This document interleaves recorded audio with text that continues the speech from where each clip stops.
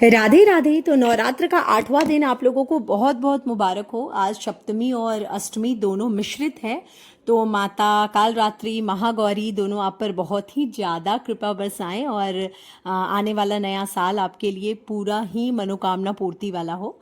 तो मैं करने जा रही हूँ अपनी माता का श्रृंगार। ब्रह्म मुहूर्त का समय है। वीडियो डालने में देर हो जाता है, पर क्योंकि पूरा पाठ करना होता है, फिर आरती वगैरह करते करते देर हो जाता है, फिर घर का और भी बहुत सारा काम होता है, तो वीडियो एडिट करने में टाइम लगता है। तो फिर आप लोग देखिए मेरी माँ का श्रृंगार, और मैं आप लोगों को बताती हूँ जो कि 12वां और 13वां अध्याय जो कि हम लोग सप्तमी के दिन खत्म करते हैं, तो उन दोनों अध्याय का सार। तो दुर्गा सप्तशती का जो 12वां अध्याय है वो फल श्रुति के नाम से महत्व है, उसका महत्व चलता है, क्योंकि देवी महात्म्य के पाठ के लाभों और महत्व के बारे में यह बताता है। इस अध्याय में देवी माँ कहती हैं कि जो भी एकाग्रचित होकर उनके महात्म्य का पाठ करेगा उसके सभी कष्ट दूर हो जाएंगे और उसे दरिद्रता, शत्रु, अन्य आपदाओं से मुक्ति मिल जाएगी। यह अध्याय बताता है कि देवी का यह महात्म्य महामारी और दुखों को शांत करने वाला है और प्रतिदिन पाठ किए जाने वाले स्थान पर देवी का वास होता है। तो वैसे भी आप नवरात्र के अलावा भी किसी भी दिन में अपने घर में देवी कवच, अर्गला, किलक का पाठ कर सकते हैं। और अगर ये सब कुछ नहीं कर पाते हैं, आपके पास समय की थोड़ी सी कमी हो, तो आप सिद्ध कुंजिका स्तोत्र का पाठ ज़रूर करें। घर में बहुत ही ज़्यादा मंगलदायक और पूरा फल देने वाला ये पाठ होता है। तो आप कभी भी, आपके बच्चों की तबीयत खराब है, आपके घर में किसी भी तरह का परेशानी है, आप एक बार सिद्ध कुंजिका पाठ करके देखें। बस उनके लिए सावधानी कुछ बरतनी होती है कि वहाँ पे साफ सुथरा होना चाहिए देवी के स्थान पे जहाँ पे आप पाठ कर रहे हैं। दुर्गा सप्तशती का अगर आप पुस्तक खोलते हैं तो जहाँ पे भी आप खोलेंगे वहाँ पे बहुत अच्छे से साफ सफाई और लाल कपड़ा बिछा होना चाहिए। ये सब आप देखें, लेकिन आप साल के किसी भी दिन पे देवी महात्म्य का यह पाठ कर सकते हैं। तो 12वां अध्याय का जो मुख्य बिंदु है वो लाभों का वर्णन है, कष्टों से मुक्ति है, दरिद्रता का नाश, सभी प्रकार की आपदाओं का निवारण, देवी का आश्वासन, नित्य सन्निधि और पूजा और महोत्सवों में पठनीय। तो लाभों का वर्णन में यह अध्याय दुर्गा सप्तशती के पाठ के प्रत्यक्ष लाभों को सूचीबद्ध करता है, जिसमें सभी बाधाओं को दूर करना और पापों से मुक्ति पाना शामिल है। जो भक्त एकाग्रचित होकर देवी के इस महात्म्य का पाठ करता है उसे शत्रु, डाकुओं, राजाओं, शस्त्रों, अग्नि और जल से भय नहीं होता है। दरिद्रता का नाश कराती है माता रानी। इस पाठ से घर में कभी दरिद्रता नहीं आती और प्रेमियों के बिछोह का कष्ट नहीं झेलना पड़ता। यह अध्याय महामारी से उत्पन्न उपद्रवों और आध्यात्मिक, अधिभौतिक और अधिदैविक तीनों प्रकार के कलेशों को शांत करने वाला है। देवी माँ यह आश्वासन देती है कि जो भी उनके महात्म्य का पाठ करेगा उनके कष्टों को दूर किया जाएगा और उनकी इच्छाएं पूर्ण होंगी। जिस स्थान पर प्रतिदिन विधि पूर्वक इस महात्म्य का पाठ होता है वहां देवी का निवास हमेशा बना रहता है। बलिदान, पूजा, होम और महोत्सवों के अवसर पर इस चरित्र का पाठ और श्रवण करना चाहिए। जैसा कि मैंने बताया कि कभी भी घर में किसी भी तरह का महोत्सव हो, बच्चों का जन्मदिन हो, आपका शादी का सालगिरह हो या आपके घर का कोई अनुष्ठान हो, तो आप देवी के इस चरित्र का पाठ बहुत अच्छे से विधि पूर्वक करा सकते हैं। इससे देवी दुर्गा प्रसन्न होगी और आने वाले सारे कष्टों को दूर करेगी। तो सप्तशती 13वां अध्याय का सार क्या है वह सुनिए। महर्षि मेधा राजा सूरत और वैश्य को देवी के महात्म्य का वर्णन करते हैं और बताते हैं कि देवी ही जगत को धारण करती है, ज्ञान प्रदान करती है और सभी का पालन करती है।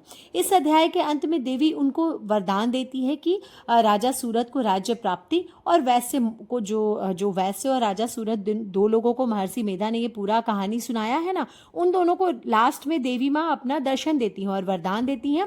पहले को तो सूरत जो है उनको राज्य की प्राप्ति और वैश्य को मोक्ष का ज्ञान। तो ये दोनों को वरदान देते हुए देवी अंतर ध्यान हो जाती हैं। तो महर्षि मेधा राजा सूरत को देवी का उत्कृष्ट महात्म्य सुनाते हैं और वही संसार को धारण करने वाली हैं, वही ज्ञान, उनसे ही ज्ञान मिलता है, वही ज्ञान का भंडार है, ऐसा बताते हैं। देवी के ज्ञान और माया से ही विष्णु और विवेकशील लोग मोहित होते हैं और यह प्रक्रिया भविष्य में भी चलती रहेगी। मतलब आने वाले दिनों में भी जितने भी हम लोग सब मोह में हैं, किसी को बच्चों से प्यार, किसी को पिता से प्यार, किसी को पत्नी से प्यार, किसी को पति से प्यार, जो भी कुछ है सब कुछ ये भगवती महामाया का ही मोह ज्ञान है। तो सब कुछ हम लोग के भगवती के कृपा पर ही चलता है। महर्षि मेधा के कहने पर राजा सूरत देवी की शरण में जाते हैं और देवी ने राजा सूरत को और वैसे को मनोवांछित वरदान देकर अंतर्ध्यान हो जाना संभव मानती हैं। तो सावर्णी का जो मनवंतर की कथा है वो इस अध्याय में राजा सूरत और वैश्य को वरदान देने की कथा है और श्री मार्कंडेय पुराण के अंतर्गत सावर्णी मनवंतर की कथा का एक हिस्सा है। तो इस अध्याय के पाठ से लाभ क्या है? इस अध्याय का पाठ करने से देवी की कृपा भक्ति प्राप्त होती है, व्यक्ति की सभी तरह की बाधाएं और संकट दूर होती हैं, उसे मोक्ष का मार्ग मिलता है, और जैसा कि राजा सूरत और वैश्य के साथ हुआ। तो इस प्रकार 1 से लेकर 13 अध्याय मैंने अपने सारे, जब भी मैंने माता का श्रृंगार किया है तो आप लोगों को उनका सार सुनाया है, क्योंकि पूरा अगर पाठ हम लोग करेंगे तो उसके लिए बहुत विधि विधान और बहुत अच्छे से आपको बताना पड़ेगा। तो ये मैं बाद में एडिट करती हूँ और बाद में सारा कुछ डालती हूँ, वॉइस ओवर बाद में करती हूँ, इसलिए मैं पूरा पाठ नहीं पढ़ सकती हूँ। तो आप लोग को अगर सार से सब कुछ समझ में आ गया है तो बहुत अच्छी बात है, क्योंकि सार में लगभग सब कुछ दिया हुआ है। आप जैसे देवी का महात्म्य या गुणगान करते हैं तो एक एक लाइन बहुत अच्छे से पढ़ते हैं। आप कभी अगर नहीं किया है आपने दुर्गा पाठ तो एक बार ज़रूर करें, क्योंकि बहुत ही आत्मा को शांति देने वाला और सुख प्रदान करने वाला सच्चा पाठ है ये दुर्गा सप्तशती। तो जब भी हम लोग दुर्गा सप्तशती का पाठ शुरू करते हैं तो किलक कवच अर्गला के पहले भी 2 चीज़ और हम लोग पढ़ते हैं। एक तो 108 नाम माता का पढ़ते हैं, जो मैंने एक दिन आपको बताया था, और एक पढ़ते हैं अथ सप्तश्लोकी दुर्गा। तो ये जो अथ सप्तश्लोकी दुर्गा है वो मैं अर्थ सहित आपको बताती हूँ।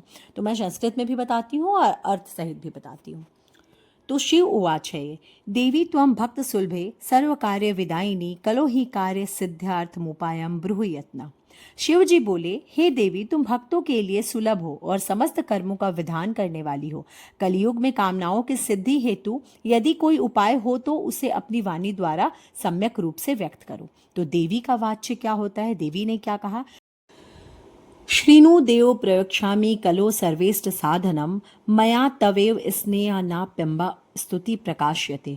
ओम अस्य श्री दुर्गा सप्तश्लोकी स्तोत्रस्य नारायण ऋषि अनुष्टुप छंद श्री महाकाली श्री महालक्ष्मी महासरस्वत्यो देवता श्री दुर्गा प्रत्यर्थ सप्तश्लोकी दुर्गा पाठे विनियोगा। ओम ज्ञानी नाम अपि चेतांसी देवी भगवती ही सा बालदा कृष्ण मोहाय महामाया प्रयच्छति। देवी ने कहा, हे देव, आपका मेरे ऊपर बहुत स्नेह है। कलयुग में समस्त कामनाओं को सिद्ध करने वाला जो साधन है वह मैं बतलाऊंगी, सुनो। उसका नाम है अम्बा स्तुति।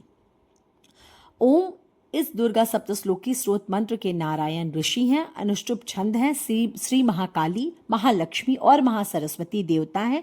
श्री दुर्गा की प्रसन्नता के लिए दुर्गा पाठ में इसका विनियोग किया जाता है। वे भगवती महामाया देवी ज्ञानियों के भी चित्त को बलपूर्वक खींच कर मुंह में डाल देती हैं। दुर्गे स्मृता हर्षि भीतिम शेष जंतो स्वस्थ है, स्मृता मतियु मतियु शुभाम ददासी, दरिद्र दुख भय हारिणी का त्वदन्या सर्वोपकार करनाय सदा दर्शिता। माँ दुर्गे, आप स्मरण करने पर सब प्राणियों को हर जो उनका भय है उनको हर लेती हैं, और स्वस्थ पुरुषों द्वारा चिंतन करने पर उन्हें परम कल्याणमयी बुद्धि प्रदान करती हैं। दुख दरिद्रता और भय हरने वाली देवी, आपके सिवाय दूसरी कौन है जिसका चित्त सब का उपकार करने के लिए सदा ही दर्यार्द रहता हो। सर्वमंगल्ये मांगल्ये शिवे सर्वार्थ साधिके शरण्ये त्र्यंबके गौरी नारायणी नमस्तुते। शरणागत परित्राण परायणे सर्वशाति हरे देवी नारायणी नमस्तुते। सर्वस्वरूपे सर्वेशे सर्वशक्ति समन्विते भयभयस्त्राहीनो देवी दुर्गे देवी नमस्तुते। रोगान शेषान पहंसि तुष्टा रुष्टा टूकमान सकलान विष्टाम त्वमाश्रितानां न विपन्नराणां त्वमाश्रिता हर्षयन्तां प्रयान्ति।